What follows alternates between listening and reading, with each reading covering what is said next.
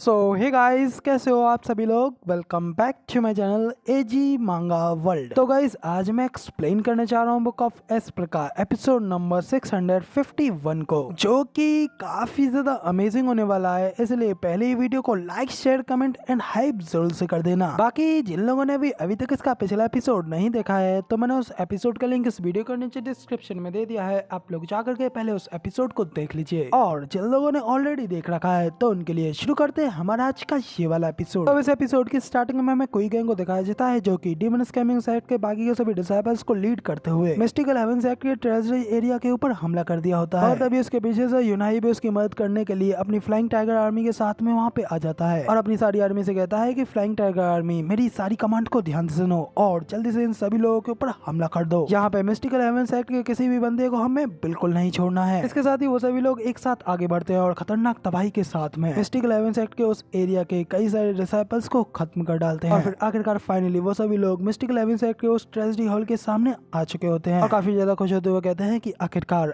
हम लोग यहाँ तक पहुंच ही गए। इसके साथ ही फिर यूनाई बाकी के सभी लोगों को आगे की कमांड देते हुए कहता है कि आप जल्दी से ट्रेजेडी के ऊपर हमला करो और इन लोगों की सारी सप्लाईज को काट डालो। तो इसी तरह यूनाई के ऑर्डर्स मिलते ही वो सभी लोग एक साथ उस ट्रेजेडी एरिया के ऊपर चार्ज करते हैं और उस हॉल के गेट को तोड़ने के लिए आगे बढ़ते हैं। और तभी अचानक जैसे ही वो सभी लोग उस गेट के करीब पहुंचते हैं, तो तभी उस गेट के अंदर से भयानक गोल्डन कलर की एनर्जी अनलेस होती है। सिर्फ प्रेशर की वजह से डीमन स्कैमिंग साइट के वो सभी डिसाइपल्स काफी ज्यादा घायल होते हुए पीछे की ओर गिरने लगते हैं। जो सब कुछ होता हुआ देखकर तो अचानक यूनाई भी काफी ज्यादा शॉक हो गया होता है। कुछ भी समझ में नहीं आया होता है कि आखिर अभी यहाँ पर क्या हुआ। और तभी अचानक एक खतरनाक प्रेशर के साथ में ये बंदा वहाँ पे यूनाई और बाकी के सभी लोगों को देखते हुए कहता है कि आखिर किसकी हिम्मत हुई यहाँ पे आने की और हमारी ट्रेजरी के ऊपर इस तरीके से हमला करने की। जिसके साथ ही फिर हमें वहाँ पे उस ट्रेजरी हॉल के ऊपर 4 पावरफुल इथेरियल स्टेज की 9th लेयर के कल्टीवेटर्स को दिखाया जाता है, और वहाँ पे वो चारों मिस्टिकल हेवन सेक्ट के वो 4 गार्डियंस होते हैं। मिस्टिकल हेवन सेक्ट के 4 सबसे पावरफुल वेनरेबल्स, जैसे कि डीमन हेवन सेक्ट के सबसे पावरफुल हाई वेनरेबल है, बिल्कुल उसी तरह वहाँ पे इधर उन्हें देख उनके ऑरे को सेंस करते हुए यूनाई भी थोड़ा करवाते हुए अपने मन में कहता है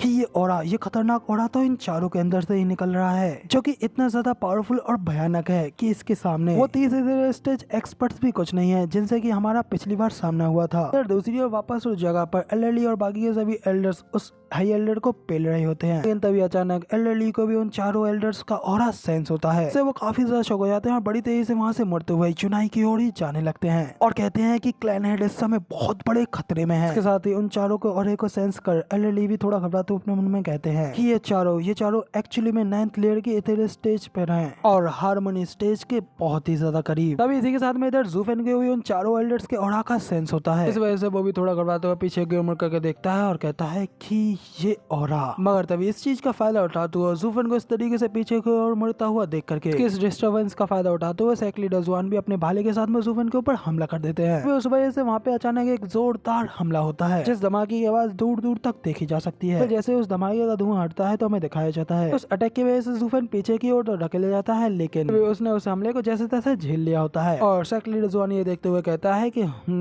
ज़ूफेन, अगर तुम इतने सारे लोगों के साथ में पहले ही भाग निकले होते तो शायद मेरे पास में तुम्हें रोकने का कोई रास्ता नहीं होता, लेकिन तुम तो यहाँ पर कुछ ज्यादा ही लालची हो गए थे और सीधा हमारे खिलाफ युद्ध शुरू कर दिया। तो अब जरा देखो अपनी आंखें खोल करके, हमारे 4 हाई वेनरेबल्स बाहर निकल आए हैं और अब उनके होते हुए तुम्हारे पास में यहाँ से बच करके निकलने का भी कोई चांस नहीं है।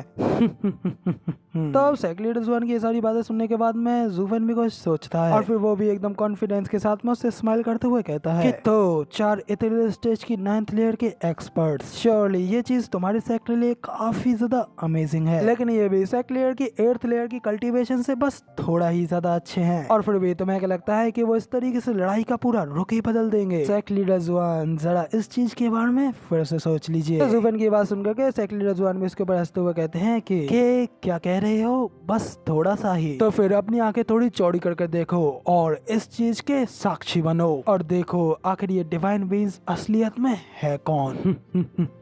इसके साथ ही फिर हमें उन चारों हाई वेनरेबल्स को दिखाया जाता है, जो कि अपनी पावर्स को अनलेस करते हुए एक फॉर्मेशन की तरह वहाँ पे एक जगह पर आकर के बैठ गए होते हैं। इसके साथ ही उन चारों की सोल एनर्जी एक दूसरे के साथ में मर्ज होने लगती है और वो चारों एक फॉर्मेशन को कास्ट करने लगते हैं, और फिर तभी जैसे उन चारों की पावर्स एक दूसरे के साथ में मर्ज होती है तो उन चारों की कंबाइंड पावर के साथ में एक खतरनाक फोर्स अनलेस होती है, और फिर तभी इस वजह से जमीन को चीरते हुए वहाँ से एक बड़ा सा गोल्डन कलर का ड्रैगन बाहर निकलता है। उन चारों हाई वेनरेबल्स के सोल मर्जा की वजह से बना होता है। वो वहाँ से बाहर निकलते ही एक झटके में डीमन स्कैमिंग सेट के कई हजार डिसाइबल्स को खत्म कर डालता है। साथ ही उसमें फ्लैंक टाइगर आर्मी के भी कई सारे सोल्जर्स होते हैं। वो सभी उस हमले को जरा भी नहीं झेल पाते। तो ये देखकर के यूनाई भी उन सभी लोगों के लिए परेशान होते हुए कहता है कि जल्दी से सभी लोग उन चारों से दूर हटो और जल्द से जल्द हवा में उड़ जाओ। तो इतना सुनते ही बाकी के बचे हुए सभी लोग जल्दी से यूनाई की बात को मानते हुए उस ड्रैगन से बचने के लिए हवा में उड़ जाते हैं। और तब उन चारों हाई वेनरेबल्स में से एक वेनरेबल हंसते हुए उन्हें देख कहता है कि हम चारों को तुम जैसे कीड़ों की कोई परवाह नहीं है, जो कि पहले यहाँ पे हमले के लिए आते हैं और फिर अपनी जान बचा करके भागने लगते हैं। लेकिन इस बार तुम लोगों ने मिस्टिकल हेवेंस एक्ट के ऊपर हमला करने की हिम्मत की है और यहाँ तक कि तुम आक्रमण करते हुए खजाने के लिए भी आ गए। तो इसलिए इस एक्ट के हाई वेनरेबल्स होने के नाते हम चारों इस अपराध को बिल्कुल भी अनदेखा नहीं कर सकते। तो कहते हुए वो एल्डर्स अपनी पावर्स को अनलेस करते हैं और दिवाली की चक्री की तरह एक बड़ी सी चक्री बनाते हैं, जो कि धरती की जगह आसमान में घूमती है और घूमते घूमते आसमान में बचने के लिए आए कई सारे सोल्जर्स और कई सारे डिसेबल्स को खत्म कर डालती है। तो कोई भी उसके सामने आता है वो सभी वहीं पे मारे जाते हैं। तो उन एल्डर्स के इतनी ज्यादा भयानक पावर्स को देख करके यूनाई भी शौक होकर घबराते हुए अपने मन में कहता है कि आखिर ये इन लोगों की किस तरीके की टेक्निक्स हैं। सिर्फ और सिर्फ एक मूव के साथ में इन लोगों ने हमारे 10,000 लोगों को खत्म कर डाला। तो ये सब देखते हुए फिर यूनाई बाकी के बचे हुए लोगों से कहता है कि सभी लोग मेरी बात ध्यान से सुनो, जल्दी से जल्दी अपनी अपनी फॉर्मेशन को तोड़ डालो। हम लोग चाहकर के भी उन्हें हरा नहीं सकते, इसलिए जितना हो सके उतना अपनी जान बचाओ। तो इस तरीके से यूनाई को उन सभी लोगों को ऑर्डर्स देता हुआ देख करके एल्डर भी उसे देख लेता है और कहता है कि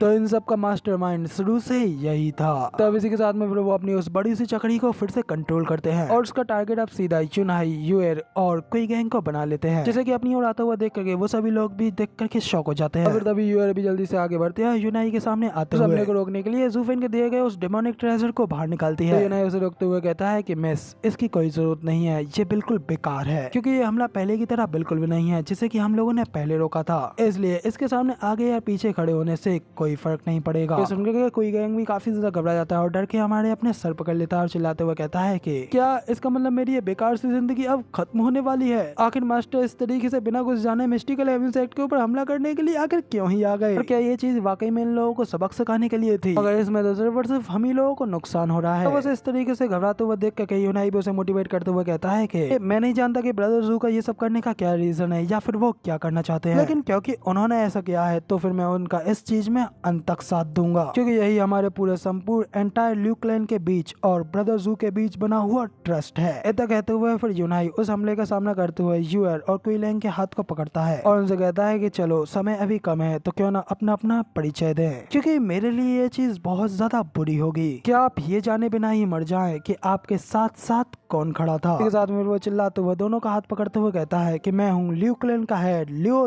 यूनहाई। इसके साथ ही क्वी गैंग भी कहता है कि मैं हूँ डीमन स्कैमिंग सेक्ट का डिसाइपल क्वी गैंग। यूएर भी कहते हैं कि हाँ, और मैं हूँ डीमन स्कैमिंग सेक्ट के डिसाइपल यूएर। जिसके साथ ही वो तीनों एक दूसरे का हाथ पकड़ते हुए उस हमले का सामना करने के लिए उसके सामने खड़े रह जाते हैं। अब क्या होगा? क्या यूनहाई और वो तीनों इस हमले से बच पाएंगे? फिर ये तीनों क्या आज इस हमले में यहीं खत्म होने वाले हैं?